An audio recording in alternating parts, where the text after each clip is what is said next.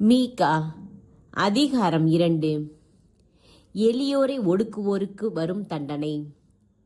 தங்கள் படுக்கைகளின் மேல் சாய்ந்து தீச்செயல் புரிய திட்டமிட்டு கொடுமை செய்ய முயல்பவர்களுக்கு ஐயோ கேடு.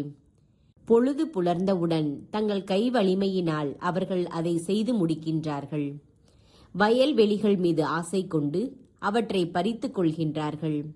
வீடுகள் மேல் இச்சை கொண்டு அவற்றை கைப்பற்றிக் கொள்கின்றார்கள். ஆண்களை ஒடுக்கி அவர்கள் வீட்டையும் உரிமை சொத்தையும் பறிமுதல் செய்கின்றார்கள். ஆதலால் ஆண்டவர் கூறுவது இதுவே: இந்த இனத்தார்க்கு எதிராக தீமை செய்ய திட்டமிடுகிறேன்.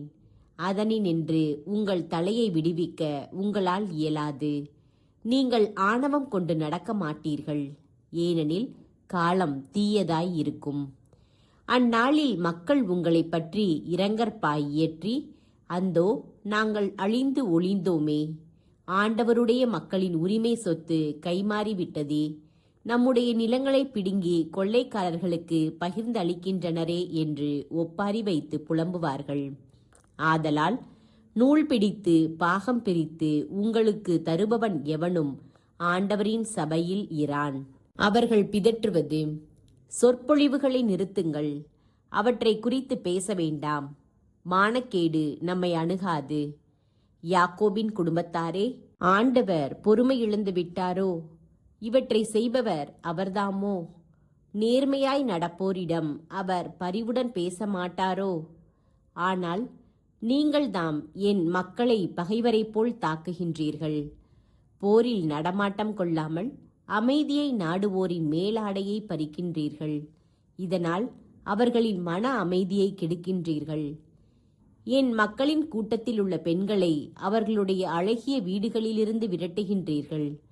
அவர்களுடைய பச்சிலம் குழந்தைகளிடம் என் மாட்சி என்றும் விளங்காதவாறு செய்து விடுகின்றீர்கள். எழுந்து அகன்று போங்கள், இது இளைப்பாறும் இடமல்ல.